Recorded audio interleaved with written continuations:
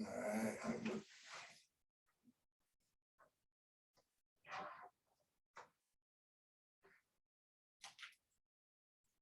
Yeah, can I get this to go? All right. Guys, thank you for being here this evening. And I hope this will be a good experience for us all. So I'm going to go ahead and get started. Shortly after Fort Sumter, in April 1861, President Lincoln called for the imposition of the naval blockade of the southern states. General-in-Chief Winfield Scott proposed the Anaconda Plan. And this was Scott's Great Snake, it's called. Sorry for the focus of that. You can see that it was to constrict the South and eventually choke it off. James Eads, a boat builder, suggested that the federal military work to close the ports that connected the southern states' commerce to the rest of the world. All of these seem to be calling for the same thing, to choke off commerce for the South. Why a blockade? The South was a big producer of agricultural products such as rice, naval stores. Naval stores are products derived from the sap of pine trees. Turpentine is one product of pine sap. There's a resin that comes out, and there's something called pitch or pine tar that's used to preserve ropes used by the sailing navy of the day. A little short story. Oh, also they produced cotton. That was the big deal. A little short story about naval stores. Back when I was in high school many years ago, we had a geography class, and it was taught by one of the coaches because some basketball players needed an easy credit. And so I thought I'd get an easy credit here too. So I jumped in on that. So one day the topic was about naval stores. And so coach asked, what are naval stores? Well, this one kid popped up his hand and said PXs. Well, that just went right over my head because I had no connection with the military. I had no idea what a PX was, but I went along and laughed with everybody all the same. Eventually I found out what a PX was, and I understood the joke. The cotton fiber was needed by Great Britain to feed their textile industry. Cotton was the thread which the South clung to in the hope that Britain would side with them to help defeat the North. In addition to exports, the South needed to import a vast quantity of manufactured goods.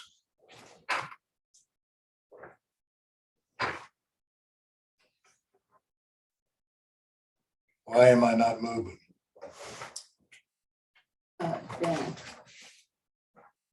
No. Mouse.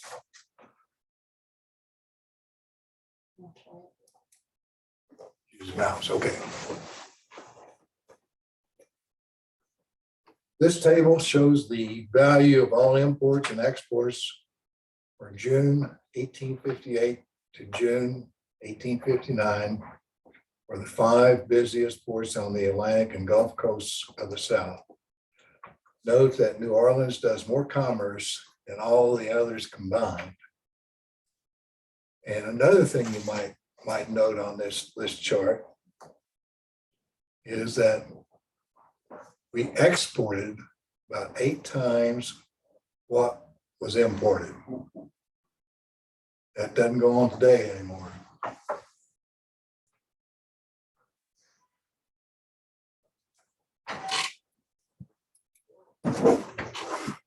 This table shows the amount of cotton exported from September 1860 to August 1861. Note that New Orleans leads the pack.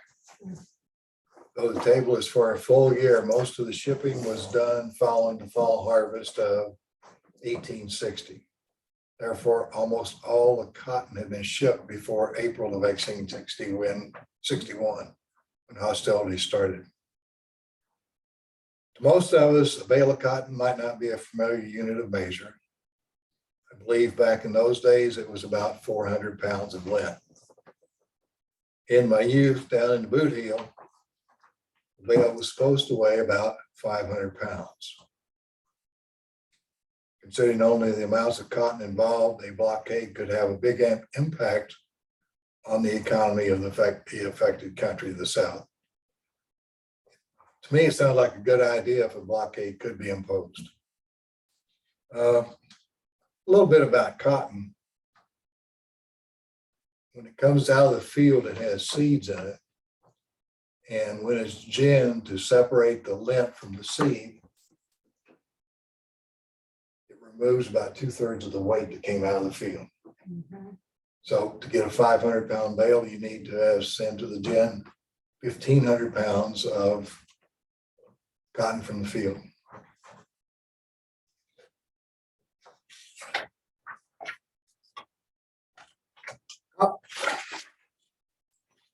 How is the blockade done? The naval blockade is done by posting warships near ports to prevent commercial vessels from entering or leaving. There was at the time some international law regarding who could be stopped. Foreign ships in port needed notification of a blockade so that they could leave. The gist is that any material entering or leaving with papers showing ownership of the affected country, that is, in this case, the South, is subject to confiscation, including the vessel carrying it.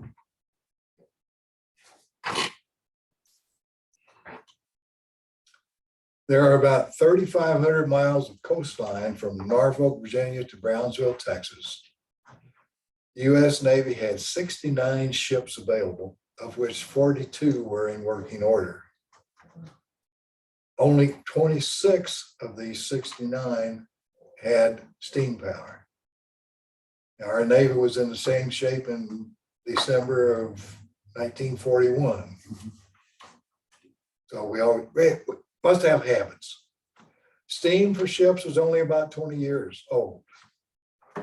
A steam-powered ship could go about anywhere it wanted, anytime it wanted to do so, and provided it had fuel. You can see the problem of covering a lengthy coast with only a few ships. The Union Navy does initiate the building, purchase, and/or conversion of vessels to increase those numbers. It will take time for the Union shipyards to build up an adequate fleet. For the South, which ports would be best for running a blockade? Let's look at some of these and see what they have to make them useful. Two things that make a good port are adequate dock facilities and access to inland transportation to move materials to and from the port. The inland access can be in the form of railroads or river. You do see on this map the railroads. New Orleans is served by a railroad. Mobile is served by 2 railroads. Savannah has railroads. Charleston has railroads. Wilmington has railroads. You might note that Pensacola does not have a railroad into it. Also, New Orleans has the Mississippi River. So there's a lot of commercial access to the Port of New Orleans. So we'll look at a couple of these.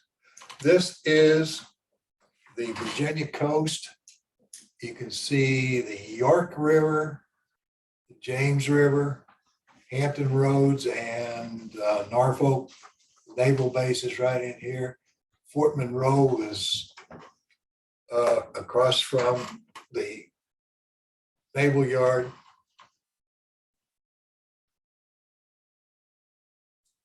These 2 rivers, James and York, allowed access to Richmond.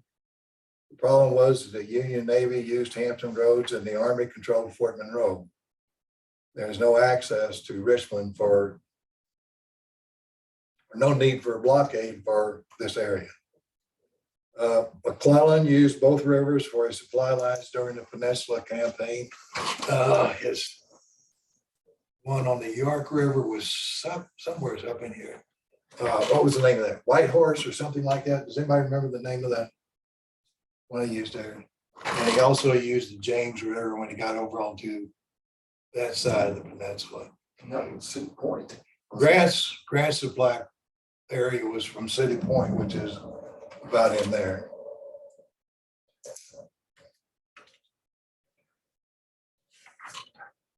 Let's go to another map. This is, of course, the Mississippi Delta, New Orleans.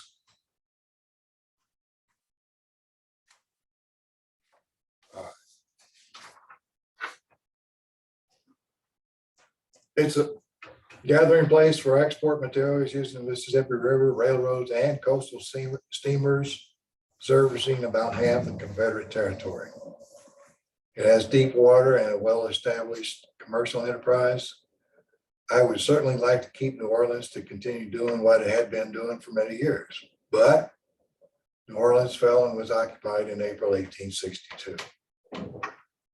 Prior to its closing, 9 blockade runners cleared the Mississippi River for Havana. 4 of those were either captured or couldn't escape. 9 cleared Brashear City for Havana. 2 others cleared the lakes. The lakes that are being mentioned there is probably Lake Pontchartrain and this lake right here. Now, Brashear City, I'm guessing, is somewhere in this area. I'd have to look at a real map in order to find that. In the same time period, 3 cleared Havana and arrived on the Louisiana coast.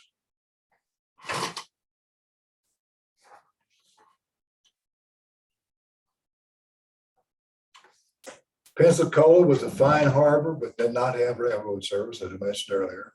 Upon secession, Florida state troops seized Fort Barrancas and McRae, which you can see there, as well as the Naval Yard. They did not take Fort Pickens. That fort alone could control shipping. Confederates abandoned Pensacola in spring of 1862, and there was virtually no blockade running in or out of Pensacola. Our next place is good old Savannah. It was the second most important port of the southern Atlantic coast. If you've ever been to Savannah along the riverfront, you will see warehouse after warehouse after warehouse that goes back to war times, and they have now been made into boutiques and upscale apartments. It's a real neat area. In addition to all that, there is a statue on the riverfront of a girl waving to ships moving up and down the river. Cool place. The major exports out of Savannah were rice and cotton. When Fort Pulaski fell, the main shipping channel was lost and limited blockade running took place using some of the minor waterways in the area. There's a lot of little waterways around McQueen's Island, Tybee Island, and there was some that did get in there and unload the cargo. From September 1861 to January 1863, 4 blockade runners arrived in Savannah. 3 arrived in New Smyrna, Florida, which is not on this map, but it's down about the Florida, Georgia state line in that area. 11 left Savannah, of which 6 were either captured or crashed. 3 left New Smyrna, mainly 2 are from Nassau. Mobile was second to New Orleans as a Gulf Coast port. Cotton could be brought to Mobile by rail and river steamer. In fact, in about 1860, 850,000 bales of cotton were shipped out of Mobile. Mobile probably didn't play a big role in blockade running during the war, as only vessels drawing 8 feet or less could approach the docks. During the period July of 62 to August of 64, 39 blockade runners arrived in Mobile from Havana. 47 left Mobile for Havana, of which 10 were captured or crashed.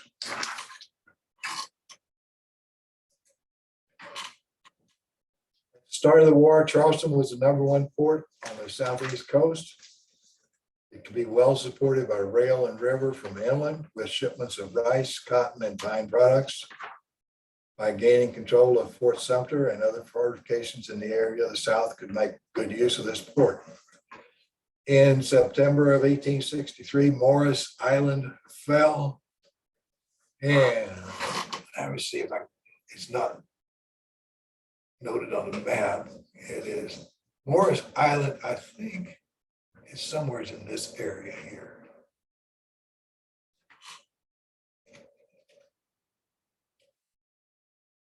During the period of 1861 to 1865, 116 blockade runners arrived at Charleston, mostly from Nassau. 128 left Charleston, mostly for Nassau. Of those leaving, 11 were either captured or met another fate. Galveston, though a long way from the center of war activity, did have rail and river steamer connection to the cotton growing regions of Texas. It would have been almost impossible for any imported war materials to be of anything other than local use, especially after the Mississippi River came under Union control. In the period December 61 to June 65, 49 blockade runners arrived at Galveston or Sabine City from Havana. 56 cleared Galveston, mostly bound for Havana. 6 of the 56 were either captured or crashed.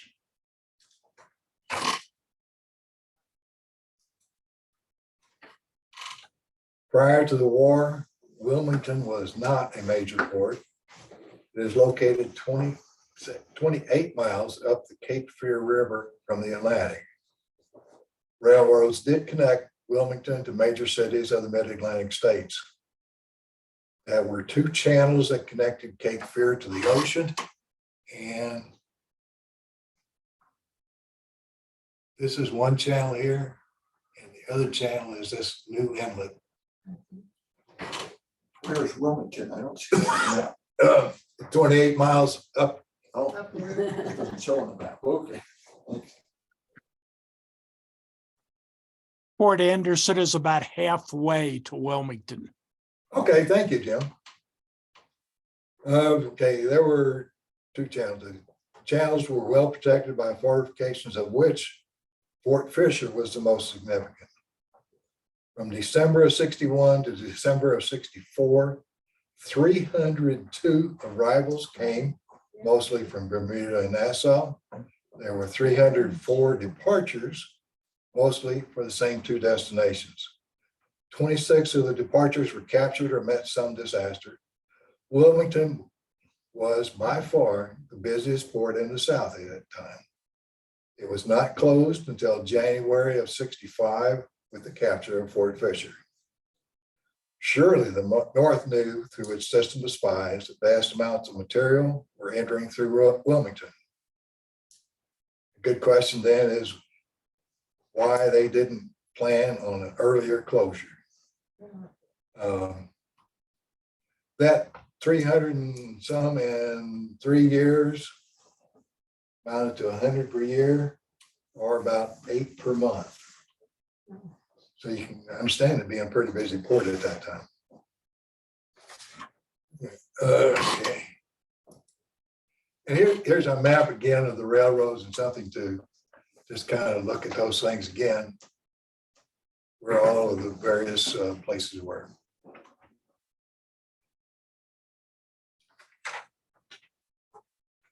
In addition to the previously mentioned blockade runners captured or lost due to accident while leaving port, there were some captured or lost while entering ports. 60 were lost coming from Nassau to the Atlantic ports.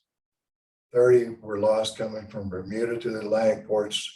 2 were lost coming from Halifax to Atlantic ports. 27 were lost coming from Havana to Gulf ports. 4 more were captured at Wilmington or Charleston upon their being taken by Union forces in January, February of 65. This I find to be very interesting. As the blockading force grew larger, more blockade runners were captured.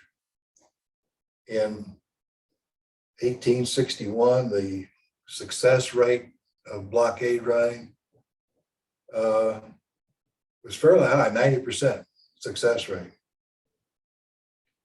In 62, the success rate is 87.5%. In 63, it was 80%. In 64, it was 75%. And in 65, the successful runs were 50%.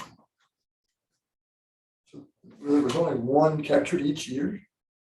No, this is a ratio system. Oh, okay, yeah. Right, thank you. Nassau, Bermuda, and Havana have been mentioned a lot as departures and destinations for blockade runners. This map shows the distances from each of the northern ports. All had good harbors. Nassau, back in the days of pirates, had been all you would expect when Blackbeard, Captain Kidd, and others used it as a base of operations. After piracy came under control, Nassau fell into ruin. The war brought it back to life. And yet, in addition to the commercial activities of shipping, became the base of operations for all of those who prey on others that have money in their pockets. Card sharks, prostitutes, con men were numerous. When the war ended, Nassau fell back into its pre-war doldrums. In fact, it even had a hurricane a year after the war in '66. It later recovered as a tourist destination, and still those people that welcome your money are there again. British ships carried materials into these ports under British papers and transshipped onto blockade runners under international law. British ships or others could not be stopped and cargo confiscated as long as the paperwork was in order, even though it was war materials and everybody knew where it was going. International law for you.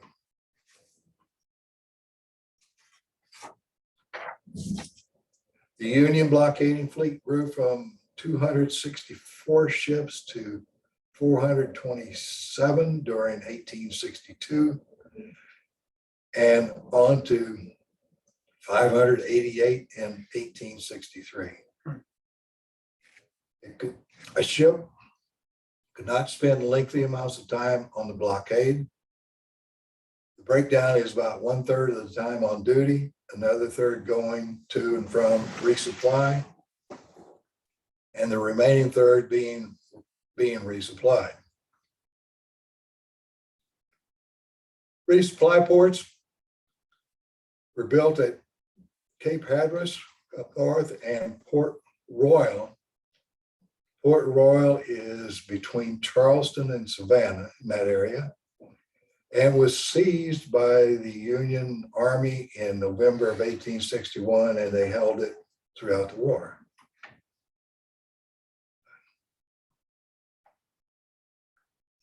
Hatteras was earlier in the year. Okay, those two locations saved the fleet from time-consuming trips to northern naval yards to get more coal and other supplies.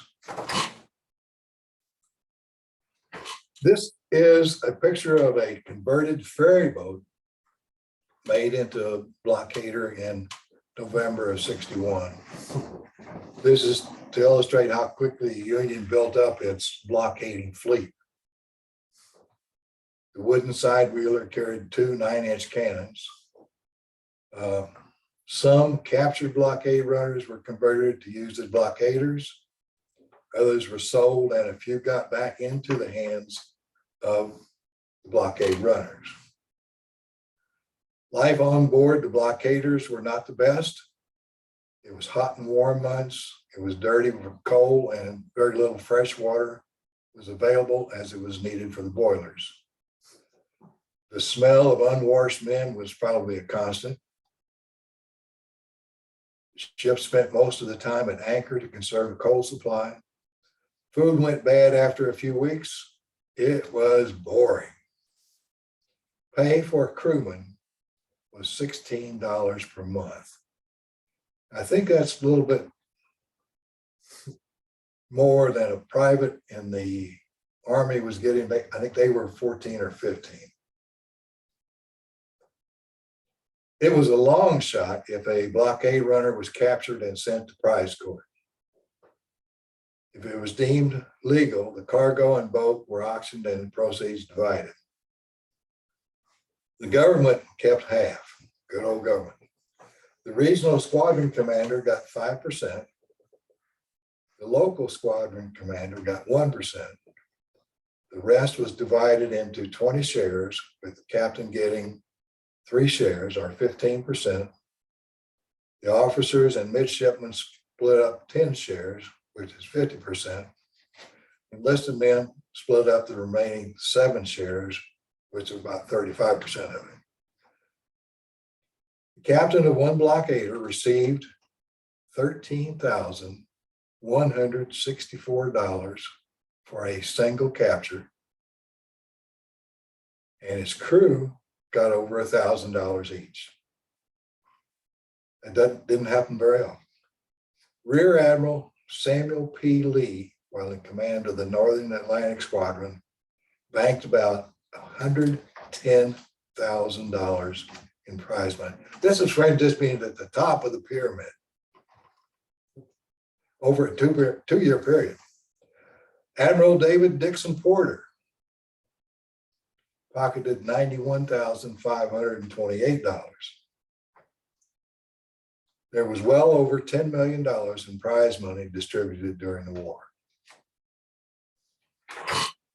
So it's profitable, Oh, heck yes. and the casualty rate's pretty low. You're Yeah. still much better off than being a private. That's right. Okay. All right. Just a comment about some of these conversions like this. That's a great picture. Yeah. Heavy swells, that thing better be headed towards shallow water, because it's going to roll and toss.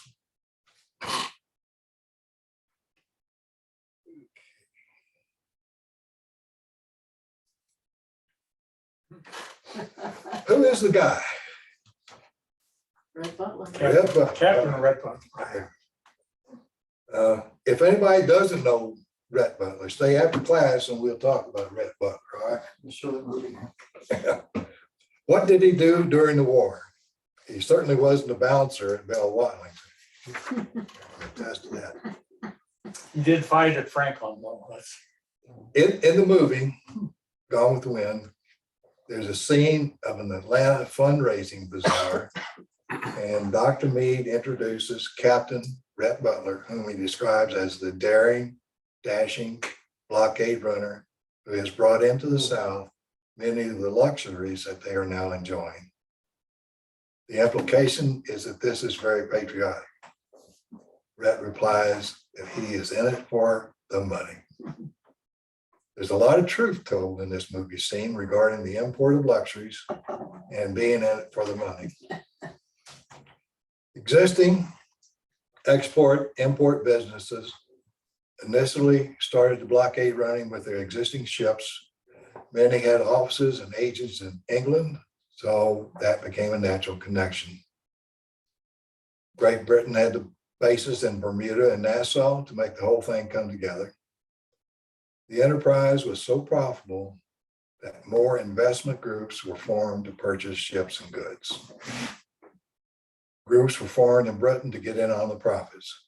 I would venture there's some business in Britain today that got their start in the American Civil War. For sure. Yankees even invested in the blockade running enterprises. Why not? Old boats were refitted or new boats were constructed in Great Britain. The design evolved into sleek, fast, 11 to 14 knots, fast in those days. They were designed to do one thing. Wartime seemed to be great for the advancement of equipment to carry on that activity. From the early use of converted ferry boats and river steamers, the blockade runners by 1863 were very sophisticated. They were 400 to 600 ton, low profile, shallow draft, side wheel steamers, painted gray with telescoping smokestacks and burned nearly smokeless anthracite coal. Some drew as little as 8 feet of water. It's kind of like the stealth concept we see today in some things. This is the Banshee, launched in 1863. She was 214 feet long with a 20-foot beam and drew 8 feet of water.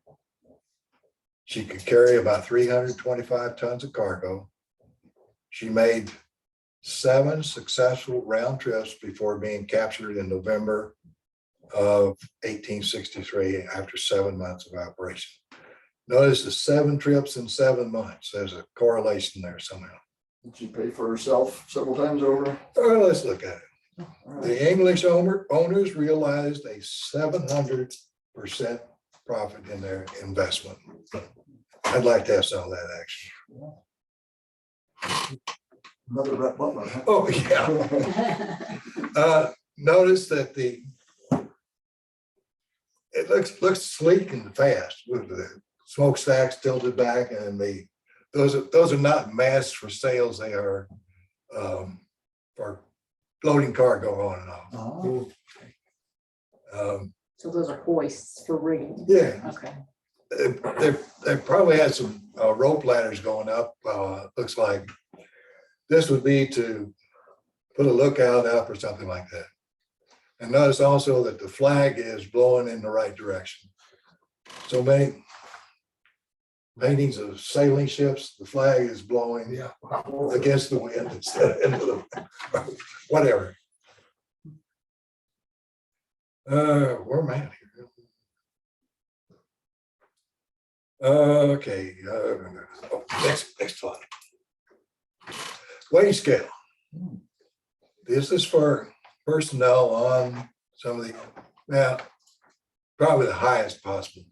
Notice the captain was at $5,000, first officer, $1,250 and so forth.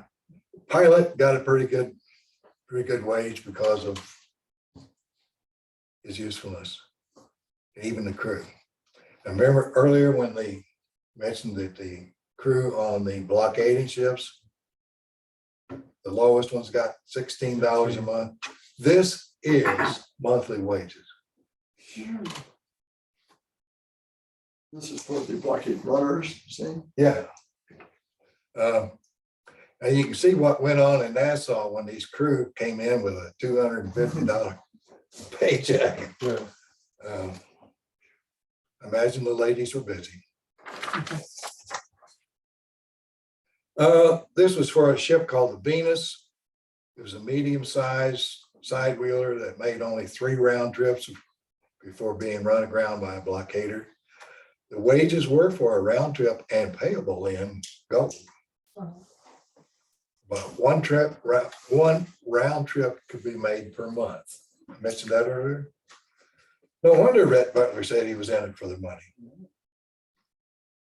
Later in the movie, he may claim that he had millions stashed in a Liverpool bank. Captains also had the opportunity to stow in the cabin cargo of their own to sell.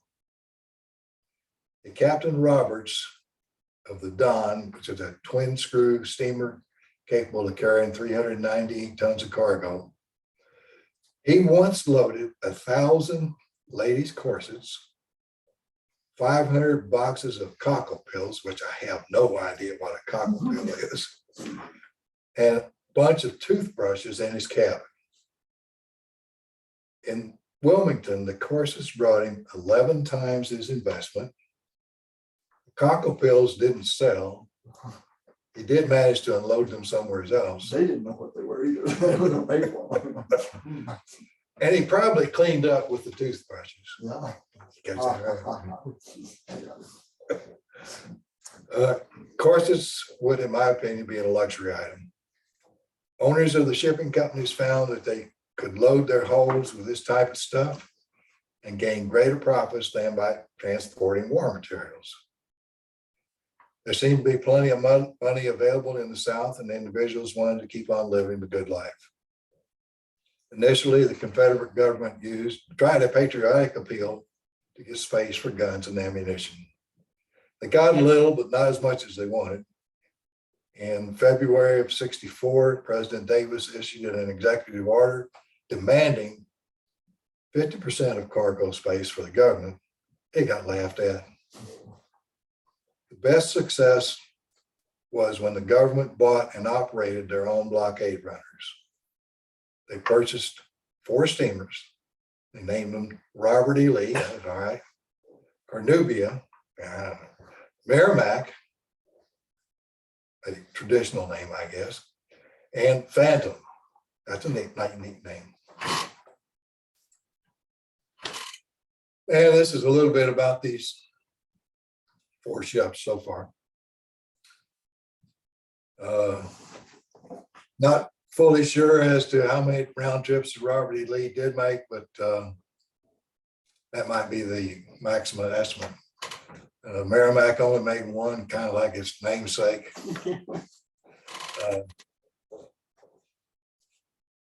The Lee was the main one.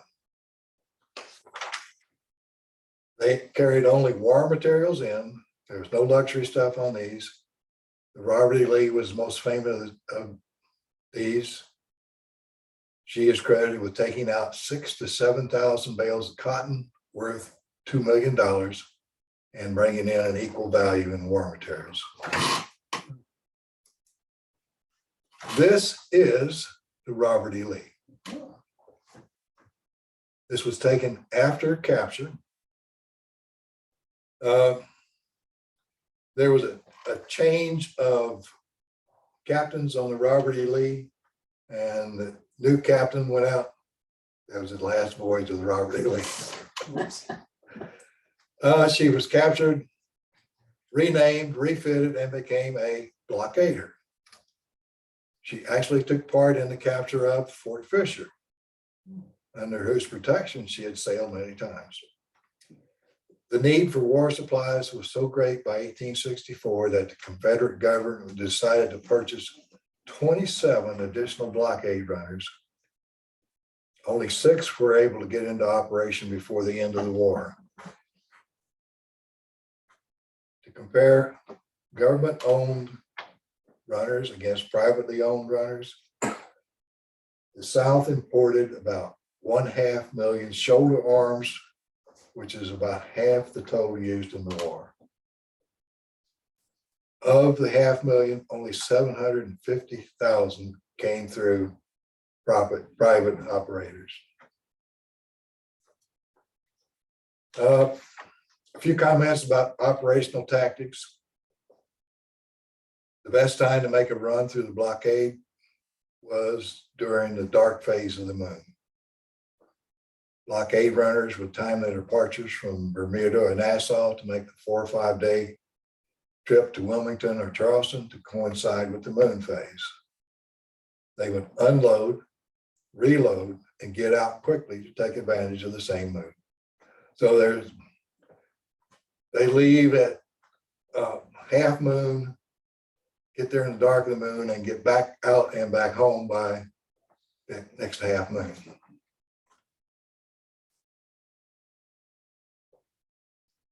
Or 28 days. No, the moon only makes a 28-day thing now. At first, blockaders kept a lit lamp suspended from a mast. The runner could simply steer between two lights and be safe. Blockaders countered by not having a light. Blockaders began using signal flares fired in the direction of travel so that fellow blockaders could help intercept. The counterploy was for the runner to fire a similar flare perpendicular to his course to make the pursuit chase nothing. An interesting incident happened when a blockade runner was slowed for whatever reason and was in the blockade line as dawn was approaching. He ran up a Union flag, spent the day looking like a blockader, then went on his way the next night.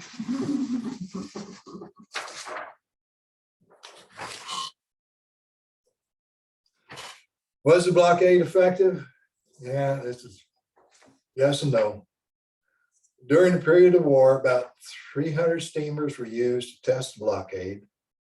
In about 1,300 attempts to get through the line, something over 1,000 were successful.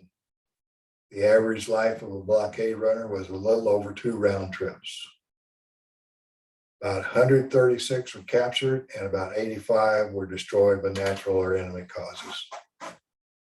One source says that about 400,000 bales of cotton were exported. Another says 1.25 million were exported in 4 years. Either one is a very far cry from the 3 million per year before the war. Yet, whether it's boxes or briefs, it's still a lot of cotton. Plenty of munitions and food got through to help keep the diminishing army supplied. If you feel the purpose of the blockade was to stop international commerce, it didn't until the very end. On the other hand, once all the ports were finally closed, the blockade was finally successful. Our sense the war was going to end anyway, mostly from loss of manpower. The blockade was probably a draw.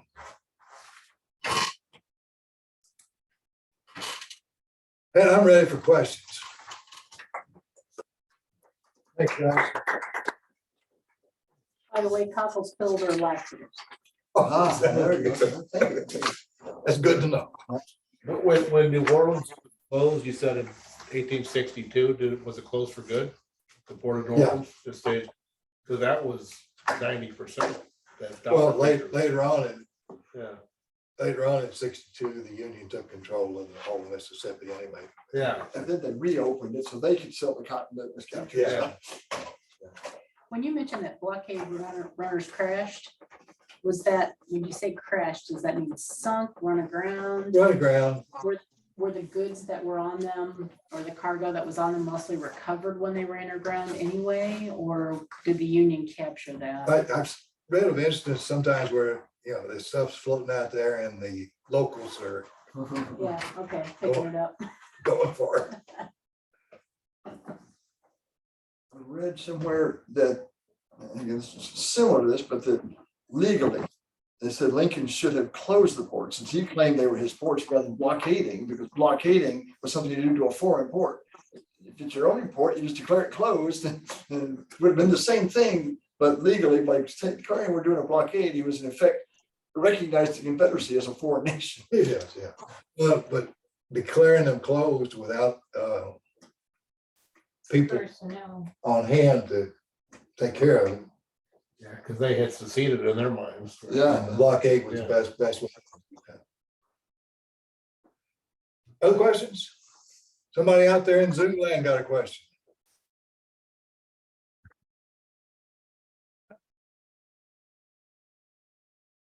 Harold, Yes. you mentioned the fact that the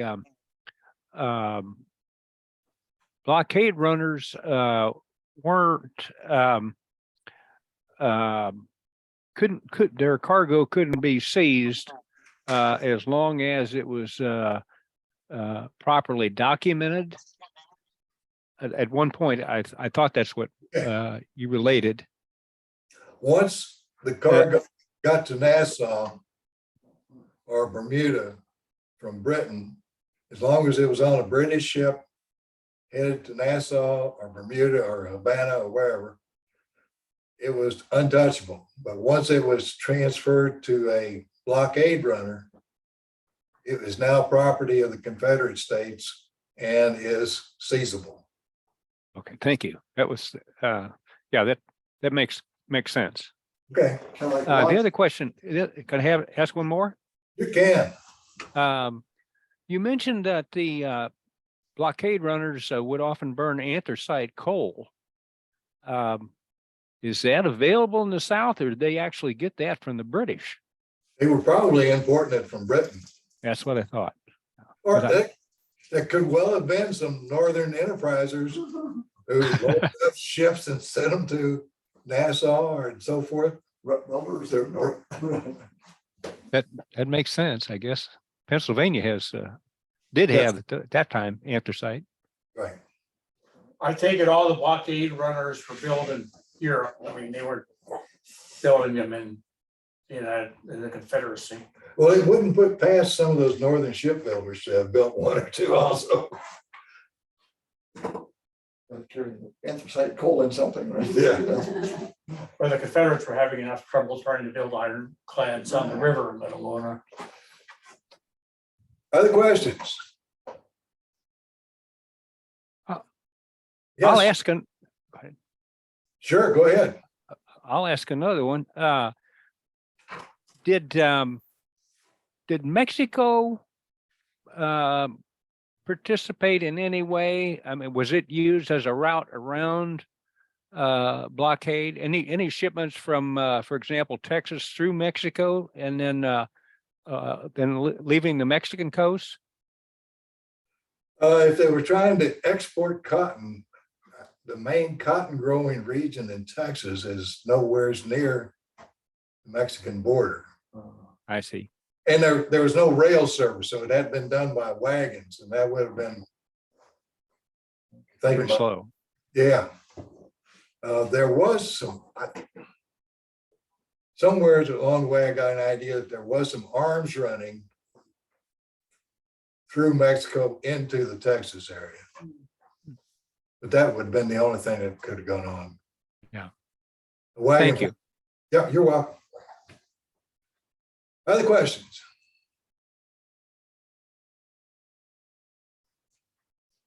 Guys, thank you very much for attending tonight. And I need to mention this before we totally shut down. Should I stop recording? We need programs for our next season.